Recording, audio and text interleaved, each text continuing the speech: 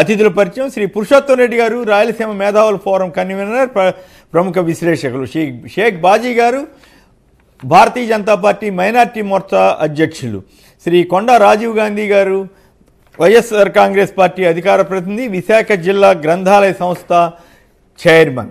ఇక ముందుగా ఇవాళ జనసేన టీడీపీ పొత్తుల గురించి, అందులోనూ జనసేన పవన్ కళ్యాణ్ గారు జారిపోయినట్లే ఉంది.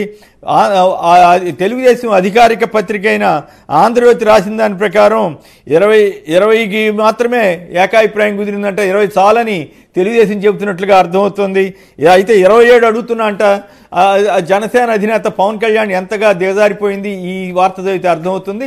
దీని మీద చర్చలోకి వెళ్ళడానికి ముందుగా ఒక్కసారి రేవంత్ రెడ్డి గారు చేసిన వ్యాఖ్యల ద్వారా రాయలసీమకు జగన్ గారు చేస్తున్న కృషి మీద ముందుగా పురుషోత్తం రెడ్డి గారు మాట్లాడిన నిన్న రేవంత్ రెడ్డి గారు చేసిన వ్యాఖ్యల సారాంశం ఏమిటి, కేసీఆర్ని విమర్శించడం కోసం ఆయన జగన్ గారు చేసిన కృషిని ఒప్పుకున్నట్టా లేకపోతే ఏమిటి ఓవరాల్గా? అయితే అదే టైంలో కాంగ్రెస్ పార్టీ వైఖరి ఏమిటి? కాంగ్రెస్ పార్టీ ఆంధ్రప్రదేశ్కి ద్రోహం చేయాలని తలపెడుతోందా? రేవంత్ రెడ్డి గారు ఆ దిశలో ప్రయత్నం చేస్తున్నారా?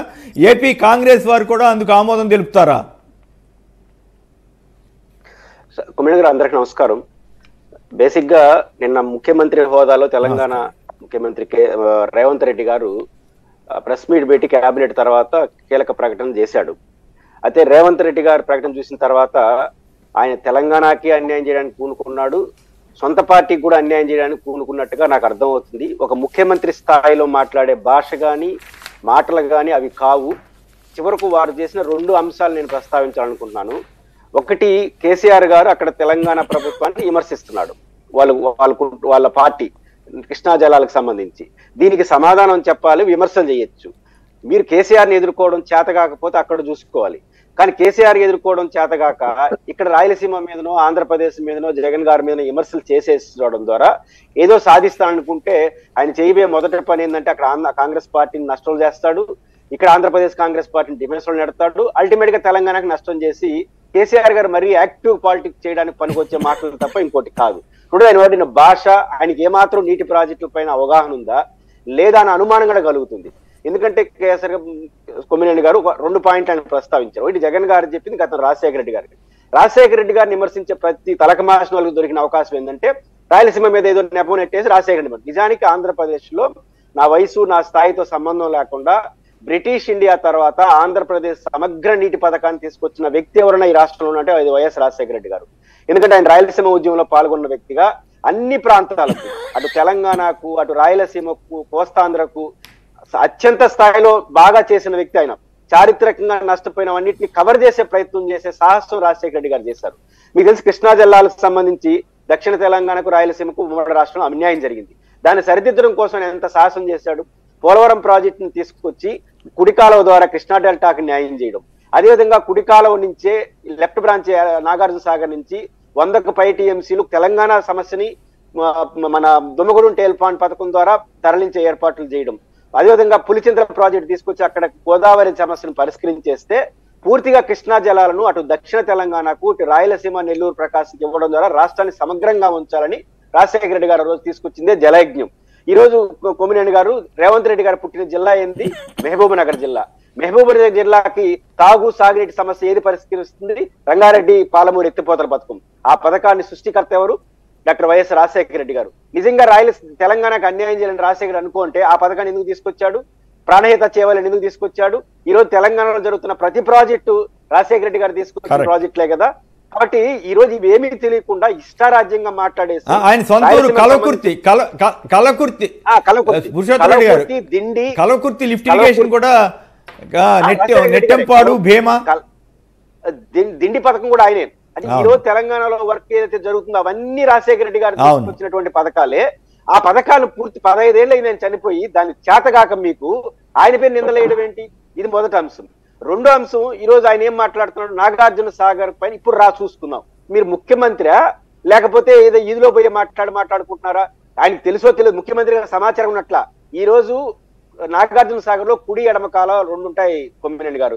దీంట్లో లెఫ్ట్ బ్రాంచ్ వాళ్ళ చేతిలో ఉంటుంది, 111.30 టీఎంసీలు. కుడి కాలువ ఆంధ్రప్రదేశ్ ప్రయోజనాలతో కృష్ణా డెల్టా గుంటూరు కెనాల్కు ఉంటుంది 174.5 టీఎంసీలు. ఆ రోజు చంద్రబాబు నాయుడు ప్రభుత్వం 5 ఏళ్ల పాటు నిమ్మక నీరెట్టు ఉండడం వల్ల రెండింటిని వాళ్ళే మెయింటైన్ చేశారు. రెండు కాలువలు అంటే మన కాలువను కూడా వాళ్ళే మెయింటైన్ చేసినారు. జగన్ గారు అధికారంకి వచ్చిన వెంటనే కేఆర్ఎంబి కంప్లైంట్ చేసి పరిష్కారం కాకపోతే చివరకు నిన్న పోలీసులు పెట్టి మన కాలువను మనం తీసుకునే ప్రయత్నం చేశాడు. ఈ రోజు ఆయన సవాల్ చేస్తున్నాడు కదా, దమ్ముంటే ఇప్పుడు రాని. ఆయన నాగార్జున సాగర్ ఎవరి చేతిలో ఉందో తెలుసా? నాగార్జున సాగర్ ప్రజలు సిఆర్పిఎఫ్ పోలీసుల బలగాల చేతిలో ఉంది. తరమే పోయి వాళ్ళ పోయి దమ్ముంటే ఆల్రెడీ మీ చేతిలో లేదు అది. జగన్ గారు ఏం కోరుకుంటున్నారు?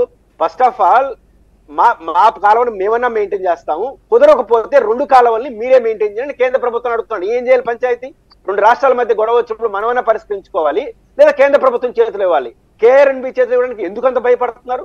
సిఆర్పిఎఫ్ పరిధిలో నాగార్జున సాగర్ ఉందన్న సమాచారం కూడా లేని ముఖ్యమంత్రి ఇప్పుడు రాసి చూసుకుందాం అంటే మీ చేతిలో ఉంది అది. అదే శ్రీశైలం డ్యాం రేపు వెళ్ళిపోతుంది. కాబట్టి అర్థం లేని మాటలు మాట్లాడుతున్నాడు. 2వ అంశం, కేసీఆర్ గారితో జగన్ గారు కుమ్మక్కై రాయలసీమ ప్రాజెక్టులు అనుమతి తెచ్చుకున్నాంట. ఏమైనా జ్ఞానం ఉందా? అసలు రాయలసీమ ప్రాజెక్టులు కేసీఆర్ అనుమతి ఇవ్వాలన్నా? పాయింట్ ఏంటంటే కొమ్మినేని గారు, శ్రీశైలం డ్యాం నుంచి 22.30 టీఎంసీలు రాయలసీమకు హక్కు వాటు ఉంది, తెలంగాణ ప్రాజెక్టులకు 0 హక్కు. ఆ స్పృహ ఉందా మీకు? శ్రీశైలం డ్యామ్ లో ఒక్క చుక్క నీళ్లు తీసుకునే రైటు టెక్నికల్ గా దక్షిణ తెలంగాణ ప్రాజెక్టుకు లేవు. అవన్నీ తెలియకుండా హక్కున్న ప్రాంతాన్ని గొడవ చేస్తారా? కాబట్టి దక్షిణ తెలంగాణ ప్రజలు కూడా అర్థం చేసుకోవాలి. ఈ రోజు రాయలసీమ మీద నెట్టేసి ఆంధ్రప్రదేశ్ మీద గొడవ చేసి మీ ఓట్ల కోసం రాజకీయాలు వాళ్ళు చేస్తున్నారు. వీళ్ళు చేసే దుర్మార్గుల తప్పుల్ని అరికట్టాలని మేము కోరుతున్నాం. ఆంధ్రప్రదేశ్ కాంగ్రెస్ నాయకత్వం కూడా కేసీఆర్ ఎదుర్కోవడం కోసం రాయలసీమను, రాజశేఖర రెడ్డి గారిని, ఆంధ్రప్రదేశ్ బ్లేమ్ చేస్తే మీరే నష్టపోతారన్న విషయాన్ని వాళ్ళు గమనంలో పెట్టుకోవాలి. ఖచ్చితంగా నిన్న రేవంత్ రెడ్డి గారు, ఆయన కేసీఆర్ గారు వస్తాడో రాడో నా తెలియదు, వాళ్ళు సవాల్ స్వీకరించారు. మేము సిద్ధమే. ఈ రోజు రాయలసీమ ప్రాజెక్టు పరిస్థితి ఏంది, ఆంధ్రప్రదేశ్ పరిస్థితి ఏంది, తెలంగాణ పరిస్థితి ఏందో మీరు ఎవరిని పంపిస్తారో పంపించండి. కనీసం నీటి ప్రాజెక్టు పైన అవగాహన ఉందా?